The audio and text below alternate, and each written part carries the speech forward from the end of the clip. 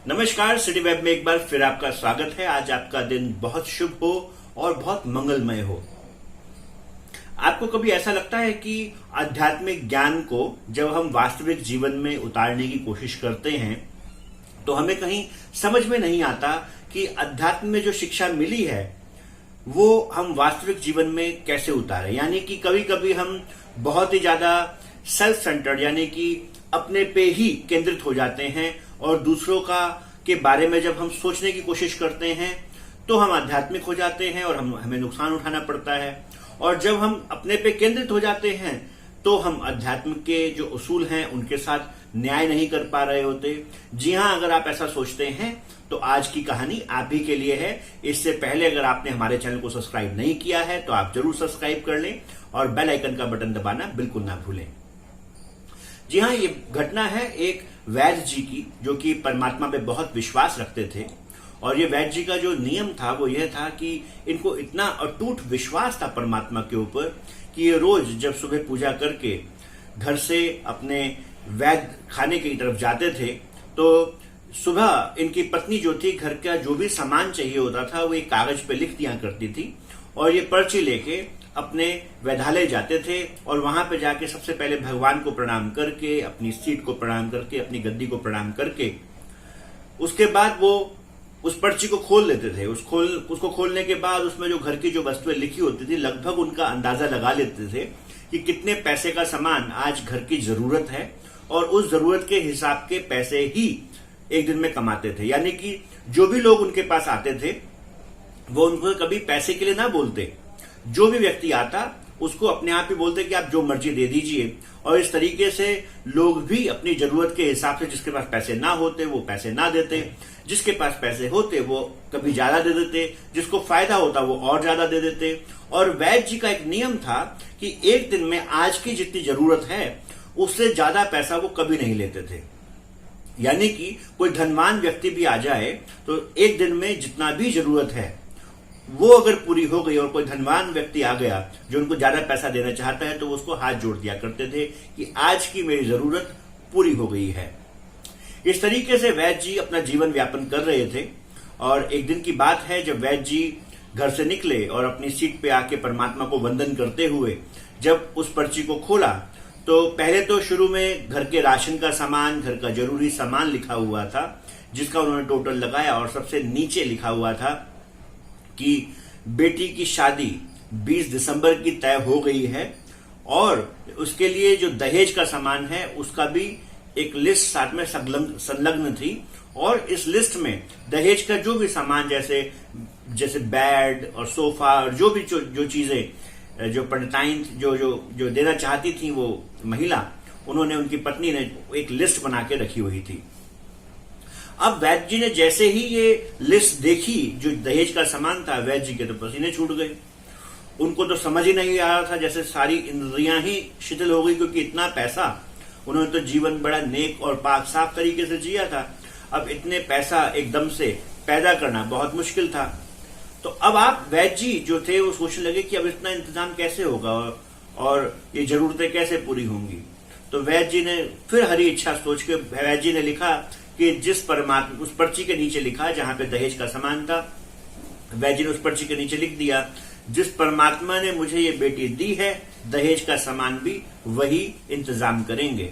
और उन्होंने अपने सिर का बोझ थोड़े समय बाद उतार के और अपने जो पेशेंट थे, अपने जो बीमार लोग थे उनको दवाइयां देनी शुरू कर दी। अब जब दवाई देनी शुरू करी तो उन्होंने सोचा कि अब दहेज का सामान तो भगवान करेंगे।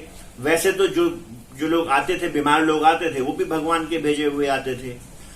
अब वो बैठ के कुछ दो लोगों के साथ बैठे थे, दिन का समय था। तो एक बड़ी सी गाड़ी आके वैद्य जी के दवाखाने के बाहर रुकी। ये काफी बड़ी जर्मन कार थी और अक्सर वैद्य जी क्योंकि धीरे धीरे प्रसिद्ध हो चुके थे, अक्सर ऐसी बड़ी गाड़ियां आना बड़ी स्वाभाविक बात थी। पर वैद्य जी सबको समान दृष्टि से सबका इलाज किया करते थे। एक व्यक्ति उसमें से उतरा और आके वैद्य जी का इंतजार करने लगा। जैसे ही वैद्य जी ने उन दो व्यक्तियों को देख लिया जो उनसे पहले आए थे, अब ये व्यक्ति भी, धनवान व्यक्ति भी आके वैद्य जी के सामने बैठ गए। अब जब ये बैठ गए तो वैद्य जी को प्रणाम हुई और वैद्य जी को बोलने लगे कि वैद्य जी आपने मुझे पहचाना। तो वैद्य जी ने कहा मैंने आपको पहचाना नहीं, पर मेरी पहचान से होता क्या है, आप मेरे जरा नजदीक आ जाइए, मेरे जरा नजदीक वाले टेबल के ऊपर बैठ जाइए जिससे कि मैं आपकी नाड़ी परीक्षण कर लूं। तो इन्होंने बोला नहीं वैद्य जी, आप मुझे पहले पहचानने की कोशिश करिए, मैं ही आपको बता देता हूं। एक बार की बात है, आज से 13-14 साल पहले की बात है, और मैं आपके वैद्य खाने के सामने से जा रहा था और मेरी गाड़ी पंचर हो गई थी। जब गाड़ी पंचर हो गई तो मेरा ड्राइवर जो था वो स्टेपनी बनाने लगा जो आपके बगल वाली दुकान में बन रही थी। दिन के समय था, गर्मी बहुत थी, पंखा था नहीं, तो मैं बाहर धूप में बड़े उस जो एक टेंट था उस टेंट के नीचे आके खड़ा हुआ। तो आपने जैसे ही मुझे देखा, आप वैद्यालय बंद करके अपनी बिटिया के साथ जा रहे थे, आपने जैसे ही मुझे देखा आपने अपने वैद्यालय के दरवाजे खोल दिए और आपने बोला कि आप धूप बहुत ज्यादा है, धूप में परेशान हो रहे हैं, आप अंदर आके मेरे वैद्यालय में बैठ जाइए, वहां पे पंखा चलता है, आपको थोड़ी राहत मिलेगी। और मैं वहां पे अंदर आके बैठ गया। अब मैं अंदर आके बैठ गया और मैं इधर उधर देखने लगा ये पुरानी सी आपकी वैधशाला जो थी, जो कि आज भी वैसी दिखाई देती है। बोले मैं वैसे ही देख रहा था उसको। इतने में बोले आपकी जो बिटिया थी वो उस समय छोटी थी और वो जिद कर रही थी कि आप घर चलो, उसको बच्ची को भूख लगी थी। और आपने, क्योंकि मैं वहां पे बैठा था, आपने अपनी बिटिया को बोला कि बेटा थोड़ा ध्यान रखो कि हम थोड़े समय बाद जाएंगे, कि जब अंकल का जो है गाड़ी की जो स्टेपनी है वो तैयार हो जाएगी, हम चले जाएंगे। तो बोले कि उन्होंने बताया कि वैद्य जी, जब ऐसा दृश्य मैंने देखा तो मैं समझ गया कि आप सिर्फ मेरे कारण से रुके हैं, आपको कोई और काम नहीं है, दिन के समय आप अपने घर जाना चाहते हैं, आपकी बिटिया भी भूखी है। और आपका ये त्याग देख के मेरे मन में आया कि मेरे को जरूर आपको कुछ पैसे देने चाहिए, क्योंकि मैं आपकी जगह पे बैठा हूं। तो मैंने वैसे ही, मेरे को जरूरत नहीं थी, ना विश्वास था, पर मैंने वैसे ही आपको बोला कि वैद्य जी, अगर आप मेरे को भी कुछ दवाई दे दें तो बड़ा अच्छा होगा।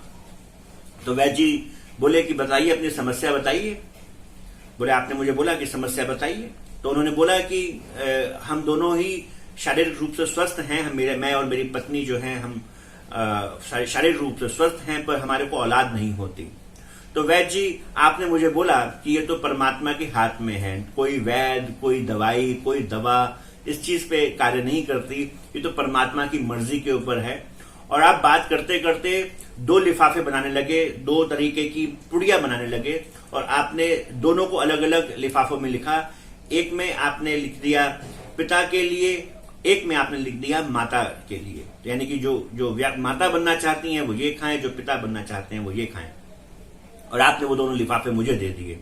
और जब मैंने आपसे बोला कि मुझे लगा कि अब मुझे आपको पैसे देने चाहिए, पर मैंने सोचा था ये दवा तो मैं इस्तेमाल नहीं करूंगा, तो जब मैंने आपको बोला कि आप पैसे ले लीजिए, ये सालों पहले की बात है, तो आपने मुझे उस समय जवाब दिया कि नहीं, मैं अब आपसे पैसे नहीं ले सकता, आज के जितने भी मेरे पैसे मुझे चाहिए थे, मेरी जो लिस्ट थी, उतने पैसे मुझे मिल गए हैं, तो अब मैं आपसे ये पैसे स्वीकार नहीं कर सकता।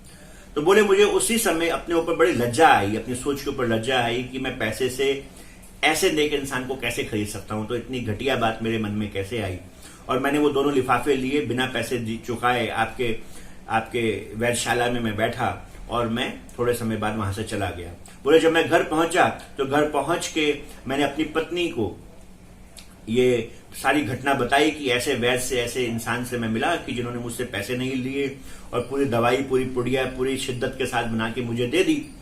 तो मेरी पत्नी ने बोला कि हम ये दवाई जरूर खाएंगे, चाहे इससे कुछ भी हो, क्योंकि ऐसे देवता इंसान आजकल मिलते कहाँ हैं, ऐसे आध्यात्मिक लोग, ऐसे परमात्मा के प्यारे मिलते कहाँ हैं। और उन्होंने बताया कि उसके थोड़े समय बाद ही, वो दवाई हम खा ही रहे थे और थोड़े समय बाद ही हम इंग्लैंड शिफ्ट हो गए, हम लंदन चले गए, और ये पुड़िया हम ले जाना बिल्कुल नहीं भूले, क्योंकि ये हमारे लिए भी शिक्षा थी। और उसके कुछ समय बाद हमारे घर में 2 बच्चे हुए, और आज मेरे 2 बच्चे हैं। आज मैं 12-13 साल बाद वापस आया हूं अपने देश, अपने वतन भारत में वापस आया हूं, और मेरी पत्नी ने मुझे कह के भेजा था कि वैद्य जी से मिलना मत भूलिएगा। अब मेरे परिवार में मेरी एक विधवा बहन है, बोले कि जो कि आज भारत में रहती है, और मैं, उसकी भी एक बिटिया है जो कि लगभग आपकी बिटिया की उम्र की होगी। जब भी मैं उसके बारे में बात करता, मुझे हमेशा आपकी बिटिया नजर आती, आपकी बिटिया भी याद आती। और मैं अभी वहां पे आया हूं तो मैं उसका भात देने के लिए आया हूं, मैं उसकी शादी का अरेंजमेंट करने के लिए आया हूं। और यकीन मानिए, क्योंकि मुझे आपकी बिटिया की याद परस्पर आती है, मुझे नहीं मालूम उसकी शादी हो गई या नहीं हो गई, पर क्योंकि आज मेरे पास पैसा भरपूर है तो मैंने जो भी चीजें अपनी भांजी के लिए खरीदी है वही सारी चीजें मैंने आपकी बेटी के लिए भी खरीदी हैं। अगर उसकी शादी हो गई है तो आप ये जो सारा सामान है तो भी उसके घर पहुंचा दीजिए, और अगर शादी नहीं हुई है तो उसको अभी रख लीजिए। मेरी भांजी की शादी 21 तारीख को तय हुई है। अब वैद्य जी ये देखते ही देखते वैद्य जी की आंखों से आंसू टपक पड़े। तो ये व्यक्ति बोले कि आप रो क्यों रहे हैं? तो उन्होंने वो जो पर्ची थी जो उनकी पत्नी ने उनको पकड़ाई थी सुबह, वो पर्ची उनके सामने रख दी। और जब इस व्यक्ति ने देखा, इस पर्ची को पढ़ा कि जहां दहेज लिखा था कि दहेज का सामान में ये लिस्ट दे रही हूं, ये लिस्ट लाना मत भूलिएगा, ये सारा सामान इंतजाम मत करना भूलिएगा। और उसके वैद्य जी ने उसके नीचे लिखा था कि ये परमात्मा का कार्य है, परमात्मा को ही करने दे, परमात्मा ने हमारे को बिटिया दी, परमात्मा इसका इंतजाम करेंगे। इस व्यक्ति का भी विश्वास जो था परमात्मा में अटूट हो गया।